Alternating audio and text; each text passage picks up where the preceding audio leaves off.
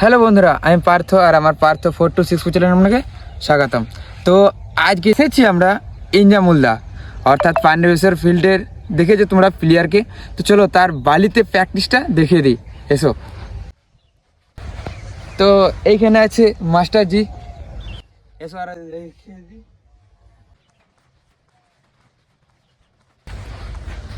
আর এইখানে আছে ইঞ্জামুলদা, তো চলো ওর প্র্যাকটিসটা দেখিয়ে দিই।